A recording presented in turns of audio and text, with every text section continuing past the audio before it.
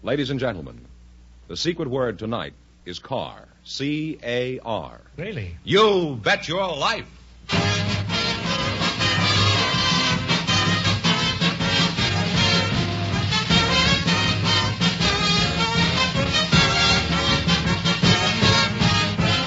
It's Groucho Marx in You Bet Your Life, the comedy quiz series produced and transcribed from Hollywood and brought to you by the more than 3,000 DeSoto Plymouth dealers. The dealers who now have on display the outstanding 1954 DeSoto Automatic with fully automatic power flight transmission and the all-new 1954 Plymouth, your best buy in the low-priced field. And now, here he is, the one, the only...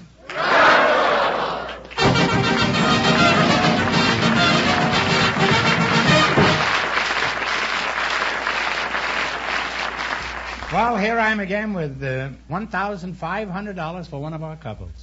Well, we invited some bridge teachers to the program, Groucho, and just before we went on the air, our studio audience selected Rose O'Brien Olson to be a contestant. And her partner is in the music business, Mr. Lucky Wilbur. So, folks, would you please come in and meet Groucho Marx? Welcome to You Bet Your Life. Say the secret word and divide $100. It's a common word, something you see every day.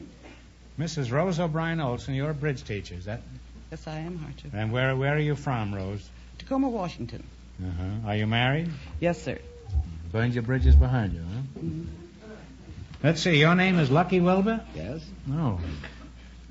How old are you, Lucky? I'm 63. What sort of work do you do, Mr. Wilbur? I'm what they call a song plugger. A song plugger? Mm-hmm. Well, really, of course, I know what a song plugger is, but I'm sure some of our listeners out there have never heard of song plugging. Could you tell them what a song plugger is? Well, I mean, without us being arrested up here? I work for a publisher, and when we get a brand new song, why, it's my job to go out and see how many plugs I can get on it. Mm-hmm. A plug means disc jockey, orchestra leader, anyone in the entertainment field. By the number of plugs, why, if the song has got a chance at all, we hope it'll become a hit. Would you get paid by the plug? Oh, no. I know a jockey does. I thought perhaps you did, too. No, not yet. A disc jockey, I mean. He gets paid by the plug. There's a joke in there, but it isn't worth investigating. How long have you been doing this kind of work? I've been at if you can call it work. Well, actually 44 years. 44 years. Mm-hmm. What are some of the songs you've made famous? Well, I started on Let Me Call You Sweetheart. So did I, and got nowhere. Meet Me Tonight in Dreamland. I used to sing that. 3 o'clock in the morning I in sang a that little around Spanish midnight, town. huh? 3 o'clock in the morning in a little Spanish town. 3 o'clock in the morning, a little Spanish town? I never heard that. Is that all one song? No, 2 songs. Oh. Two songs? That's in Arizona, isn't it? No. Wow. And then from there I went. You have to admire me. I certainly keep plugging away out there.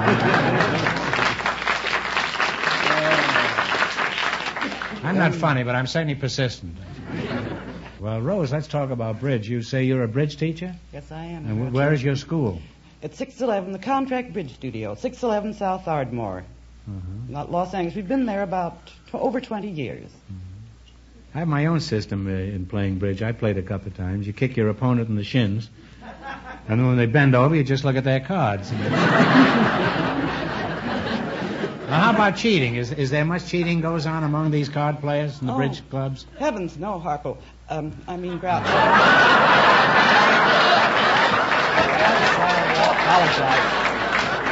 It's all right. You call me Harpo, and I'll talk about stud poker. Lucky, let's get back to you. By the way, did you know I did an album for Decca Records last year? Yeah, I heard it. Yeah.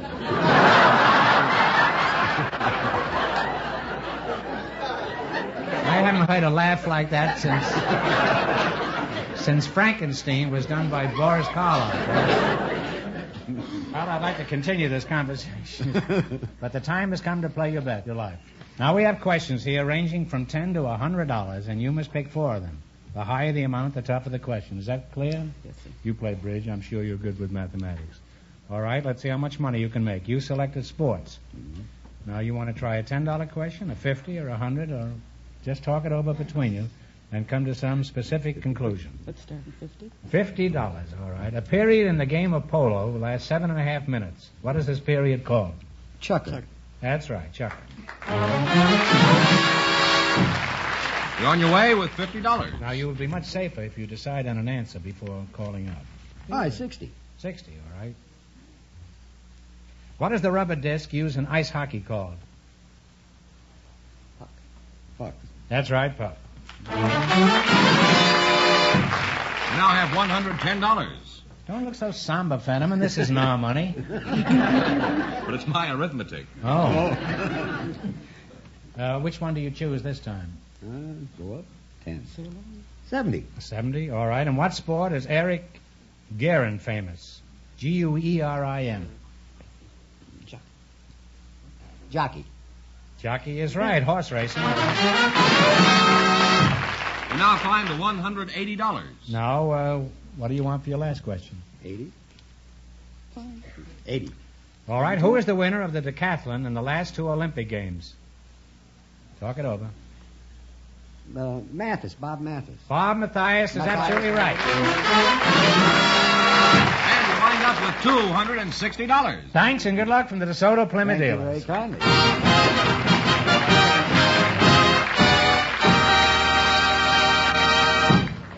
We have some newlyweds for you, Groucho. Bob and Shirley von Kuznick, would you come in, please, and meet Groucho Marx?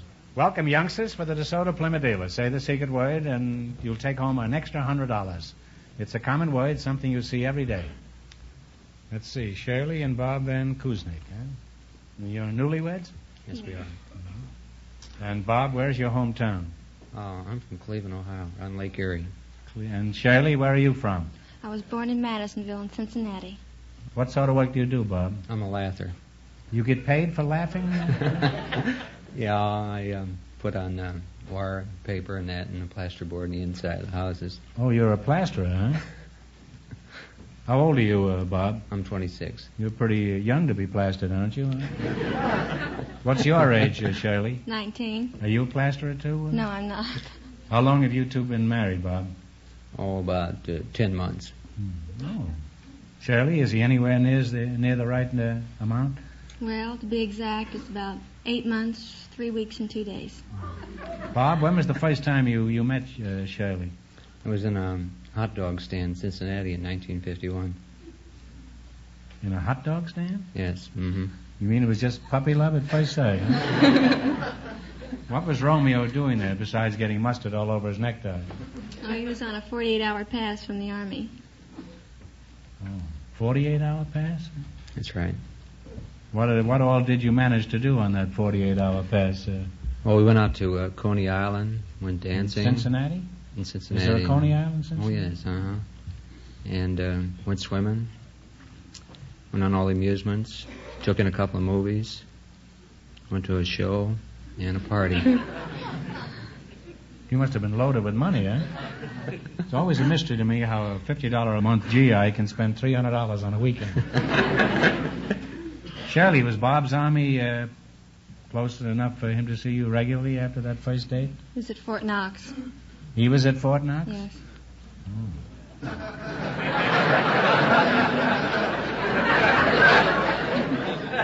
That's where that $300 a week came from, right? What were you doing at Fort Knox? Were you a gold brick? I was an instructor there. I was teaching GIs why we fight in Korea, troop information education. How long after you met Romeo did you get engaged, Shirley? About 6 months. What happened after he proposed, Shirley? Did he go and ask his general for a better job? He went AWOL. From who? You or the The Army? Army. You know, you could get into trouble going AWOL, Bob. How long were you over the hill? Oh, about a year and a half. A year and a half? Year and Surprised a half. the Army missed you. That is, I'm surprised the firing squad missed you. Where'd you go for such a long time? Well, I was teaching in my lesson plan that the survival for Western democracy was at stake in Korea, and somebody'd always say, wasn't he practice what he preaches? And after a lesson was over, and so I just went to Korea. You went to Korea? How'd you do that? I just decided to go and went out to the West Coast on an airliner, and Well, how'd you swing it? I didn't know you could just pick up and go to Korea. well, after I got out there, I went up to Seattle there, and I saw the ship there, and I knew it was going to Korea from the way GIs were talking around there, and So I went over to the naval barracks there where they were billeted, and early that morning there was an advance detail of cooks and bakers leaving, and so I put on a white mess jacket and an apron and went down to the dock that morning real early, and there was only about 15 of us, and luckily it was raining at the time because an officer there said, "Are these the men?" He said, "Yeah." And he says, "Well, it's raining, you better get the men out of the rain." And so we went aboard, and I went forward and got lost with the crew. I got to Japan. Well, how far did you get before they finally caught up with you? Well, they never did catch me. I got right up to the front lines. Well, tell us about your experience as a AWOL soldier on the front lines. How did you get lined up with an outfit? Well, the first outfit I came across was the British Princess Pats, and I stayed with them for a while and on some assaults there, and then I worked my way over to their flank to a South Korean infantry unit, and I stayed with them for about 3 weeks. Now, weren't you frightened? After all, you were more or less short-circuited all the training the ordinary soldier gets before he goes into action. Were you scared? Well, I was scared. Some lieutenant might tap me on the shoulder and say I was wanted at Fort Knox. Well, what finally happened? Did the Army ever find out what became of their wandering boy? Well, I finally told the platoon sergeant about it. And what did he say? Well, he told the lieutenant about it then. Yeah? What did the lieutenant do? Well, I went to captain, from the captain on up to the colonel to I Corps. They were passing the buck private, in other words. Well, what happened then? Well, I went to Far East Command in Tokyo, and then from there to the Pentagon in Washington. Well, it certainly can get lost there. What happened when it got to the Pentagon? Well, did they shoot you or anything? Hang you? They finally court-martialed me and fined me $10. Well, you can get that here if the exhaust in your car is smoking. Fined you $10, huh? Now, after you gave yourself up, how did they ship you? Did they ship you home right away? Well, after my court-martial there at Tokyo, I requested to be sent back to my adopted tank unit in Korea, and so my request was granted, and next morning I was shipped back to Korea. I served a full tour then with that unit. Well, that's an incredible story, Bob. A man assigned to Fort Knox wants to get something easier?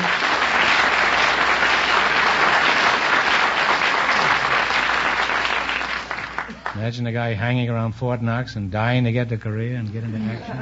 Shirley, you've probably heard the story 1,000 times. Did he leave out anything important?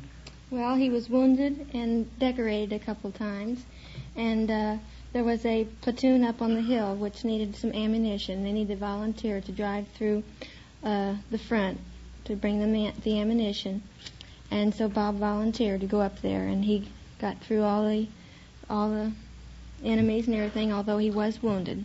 Were you dressed as a cook this time, Bob? Well, put her there, huh? Thanks,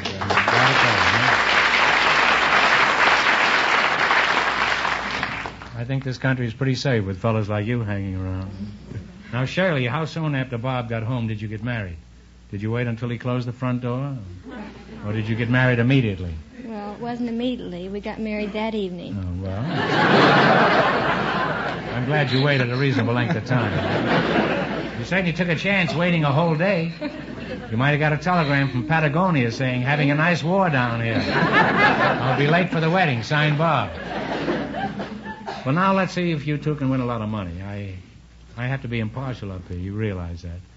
I'm not allowed to say what I'm really thinking, but if you don't win the equivalent of Fort Knox, there's going to be some heads rolling in the morning around. In the race for the $1,500, the bridge teacher and the song plugger won $260, and the secret word is car. Now, let's see how much money you can make. You selected American history. You know how to play this game? I have 10 questions. They're worth 10, 20, 30, all the way up to 100. You must pick 4 of the 10. As they increase in value, they get correspondingly tougher. Is that clear? Clear. Now, which one do you want to start with? We'll start with the fifth question. Fifth question, $50. The first and most prominent signature among the names on the Declaration of Independence has become a symbol for all signatures. Whose name is it? John Hancock. That's absolutely right, John Hancock. We're off to a good start with $50. You have $50 that nobody can take away from you except the Revenue Department. Now, what is the next one you want to try? We'll try the seventh question. $70. Who was the general in charge of the government forces annihilated in the Battle of the Little Big Horn? General George Custer. That is absolutely right. You now have $120. What is the one you're going to try now? We'll take 8. 80? William H. Seward, as Secretary of State, was responsible for a land purchase that was known as Seward's Folly. What was Seward's Folly? He purchased some land for the United States. He was Secretary of State. If you don't know, guess. Louisiana? I'm sorry, it's Alaska.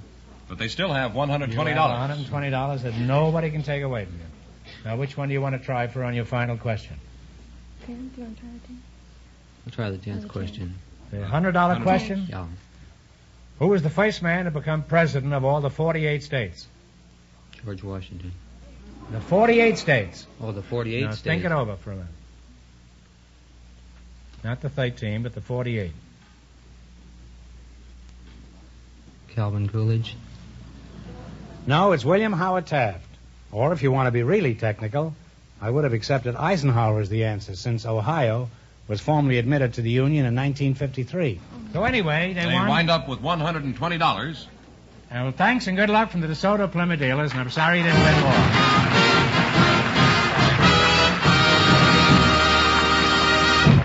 All right, George, who's next? Groucho, we asked for volunteers tonight. People the Army? No. People with interesting stories. We asked that type of person to volunteer. I see. And just before we went on the air, a Roxy Jamgogian and Walter Atkinson were chosen to be on the show. And here they are. So, folks, would you come in, please, and meet Groucho Marx. Welcome for the DeSoto Plymouth dealers. Say the secret word and you'll divide $100. It's a common word, something you see every day.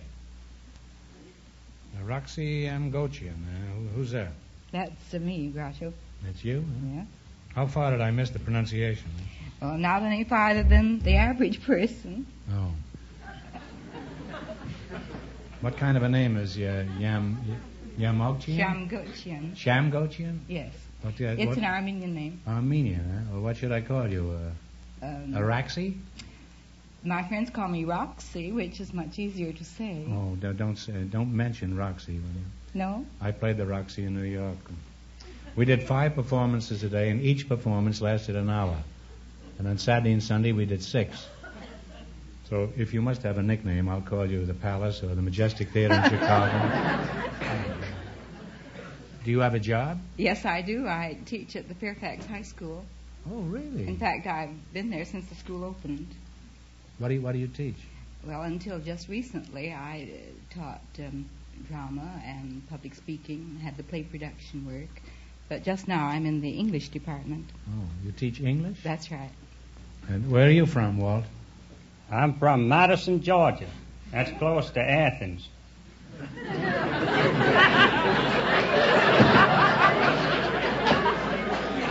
I thought Athens was in Greece.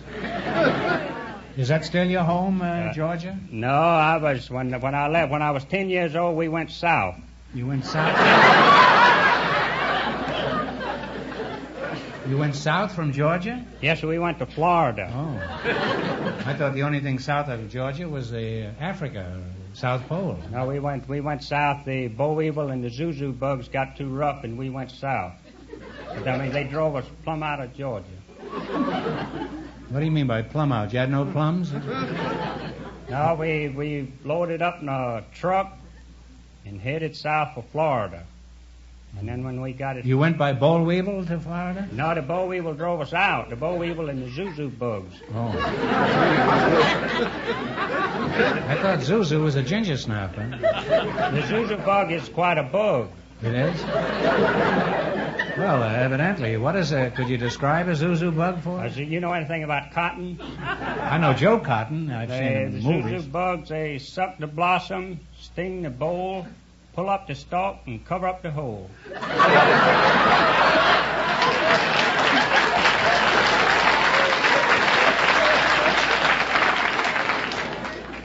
Well, I don't blame you from screaming out of there. Where'd you wind up? We landed in Umatilla. Well, That's between Ascatool and Okehunky.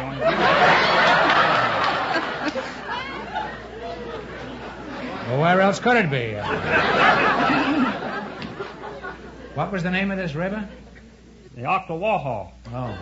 Well, why did your family decide to settle in Umatilla? Well, Did they know anybody Umatilla, there? when we were passing through Umatilla on this truck, a rear tire blew out. And we kind of settled there then. Well, you'd have settled any place where the tire blew out, is that it? Well, in this case, we settled in Umatilla. Uh-huh. I don't think I'm familiar with Umatilla. I haven't been there recently. Where is it located?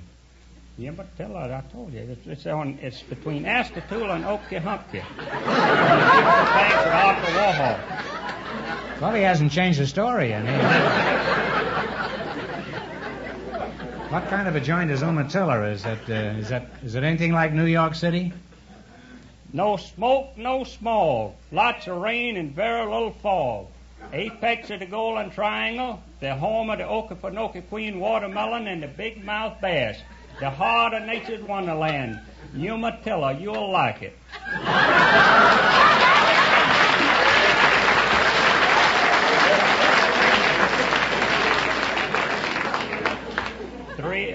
Three filling stations, an all-car garage, a post office, and a barber shop.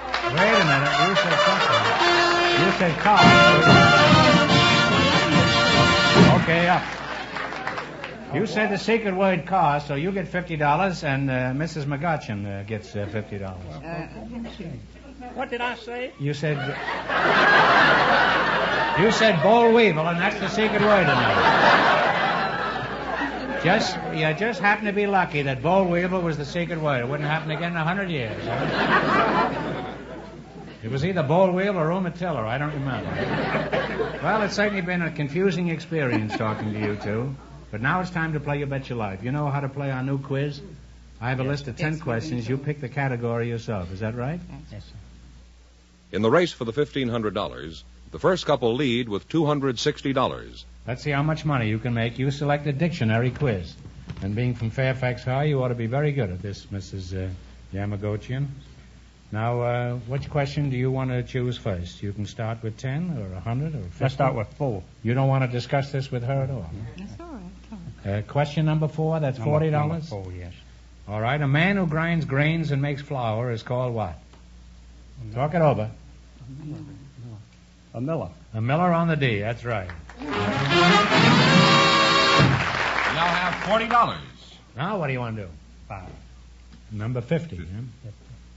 If you were indolent, what would you be? Lazy. You'd be lazy. That's right. You now have $90. Which one? Well, we 8. Shall we try 8? 80? 8. $80. If an aviary is a place to keep birds, what is an apiary? A-P-I-A-R-Y. Apiary? Apiary. Apiary. Bees. That's right. The place to keep bees. You now have $170. Now, which question do you want to try for? The 90, 100, 60, 30? 60. 60. What is the Latin phrase that means solid earth? Terra firma. Yes, he knew that. And you wind up with $230. Thanks and good luck from the DeSoto Plymouth dealers. Real good. And that means the bridge teacher and the song plugger with $260. In just 1 minute, get the chance at the DeSoto Plymouth $1,500 question, Groucho.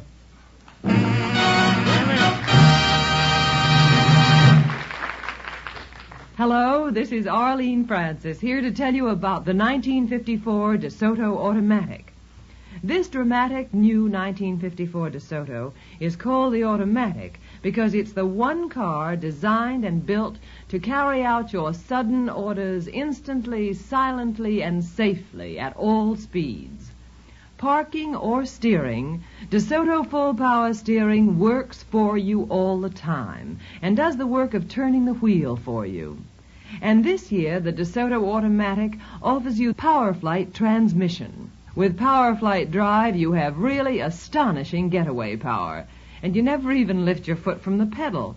More big news is that the mighty DeSoto Fire Dome V8 engine is now a full 170 horsepower. Take it from me, you'll want to see this 1954 DeSoto automatic right away at your DeSoto Plymouth dealers.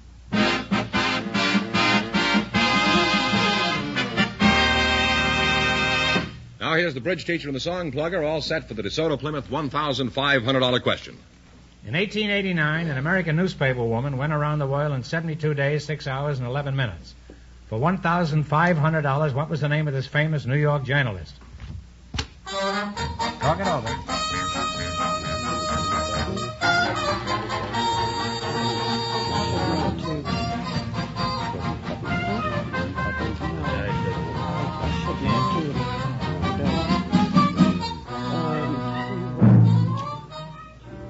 Okay, what is the answer you two have decided upon?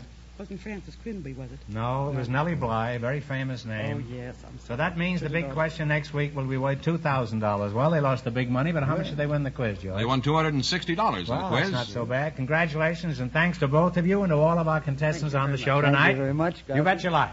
Thank you.